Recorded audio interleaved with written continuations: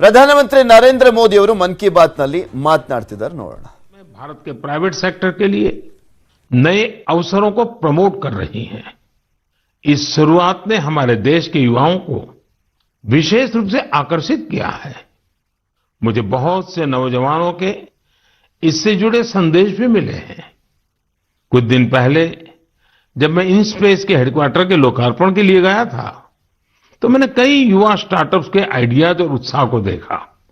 मैंने उनसे काफी देर तक बातचीत भी की। आप भी जब इनके बारे में जानेंगे तो हैरान हुए बिना नहीं रह पाएंगे। जैसे कि स्पेस स्टार्टअप्स की संख्या और स्पीड को ही ले लीजिए। आज से कुछ साल पहले तक हमारे देश में स्पेस सेक्टर में स्टार्टअप के बारे में कोई सोचता तक नहीं था। आज इनकी संख्या 100 से भी ज्यादा है। ये सभी स्टार्टअप्स ऐसे ऐसे आइडिया पर काम कर रहे हैं जिनके बारे में पहले या तो सोचा ही नहीं जाता था या फिर प्राइवेट सेक्टर के लिए असंभव माना जाता था। उदाहरण के लिए चेन्नई और हैदराबाद के 2 स्टार्टअप्स हैं, अग्निकुल और स्काई रूट। ये स्टार्टअप ऐसे लॉन्च व्हीकल विकसित कर रही हैं जो अंतरिक्ष में छोटे पेलोड्स लेकर जाएंगे।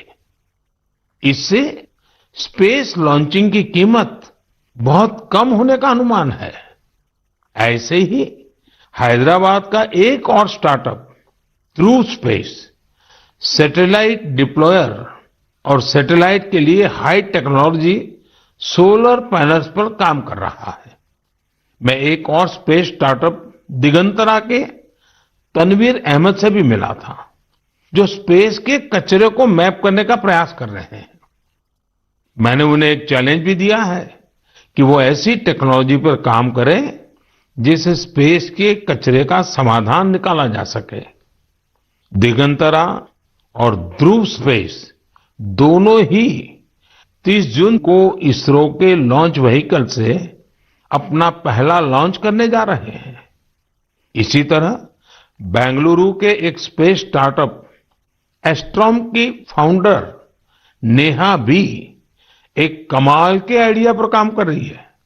ये स्टार्टअप ऐसे फ्लैट एंटीना बना रहा है जो न केवल छोटे होंगे बल्कि उनकी कॉस्ट भी काफी कम होगी। इस टेक्नोलॉजी की डिमांड पूरी दुनिया में हो सकती है। साथियों, इन स्पेस के कार्यक्रम में मैं महसाना की स्कूल स्टूडेंट बेटी तन्वी पटेल से भी मिला था।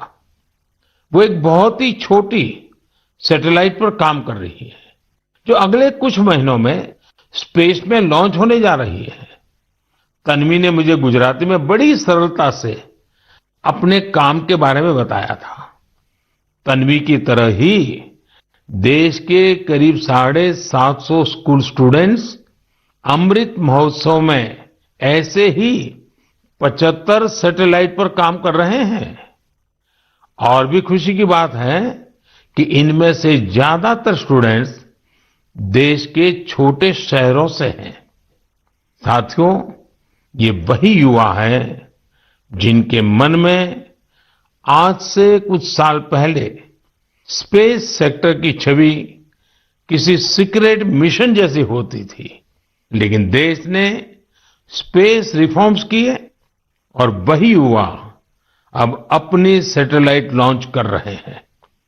जब देश का युवा आकाश छूने को तैयार है तो फिर हमारा देश कैसे पीछे रह सकता है। मेरे प्यारे देशवासियों, मन की बात में अब एक ऐसे विषय की बात जिसे सुनकर आपका मन प्रफुल्लित भी होगा और आपको प्रेरणा भी मिलेगी।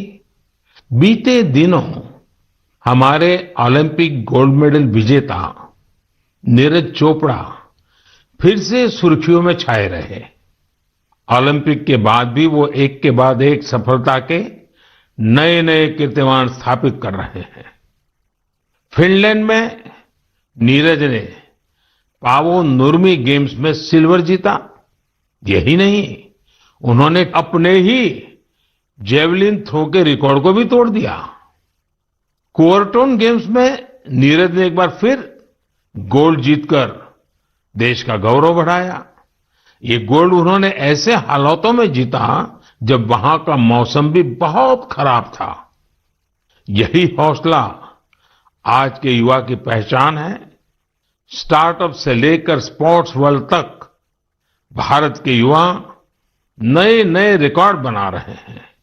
अभी हाल में ही आयोजित हुए खेलो इंडिया यूथ गेम्स में भी हमारे खिलाड़ियों ने कई रिकॉर्ड बनाए। आपको जानकर अच्छा लगेगा कि इन खेलों में कुल 12 रिकॉर्ड टूटे हैं। इतना ही नहीं, 11 रिकॉर्ड्स महिला खिलाड़ियों के नाम दर्ज हुए हैं। मणिपुर की एम मार्टिना देवी ने वेट लिफ्टिंग में 8 रिकॉर्ड्स बनाए हैं। इसी तरह संजना, सोनाक्षी और भावना ने भी अलग अलग रिकॉर्ड्स बनाए हैं। अपनी मेहनत से इन खिलाड़ियों ने बता दिया है कि आने वाले समय में अंतर्राष्ट्रीय खेलों में भारत की साख कितनी बढ़ने वाली है। मैं इन सभी खिलाड़ियों को बधाई भी देता हूं और भविष्य के लिए शुभकामनाएं भी देता हूं। साथियों, खेलो इंडिया यूथ गेम्स की एक और खास बात रही है। इस बार भी कई ऐसी प्रतिभाएं उभर कर सामने आई हैं जो बहुत साधारण परिवारों से हैं। इन खिलाड़ियों ने अपने जीवन में काफी संघर्ष किया और सफलता के इस मुकाम तक पहुंचे हैं।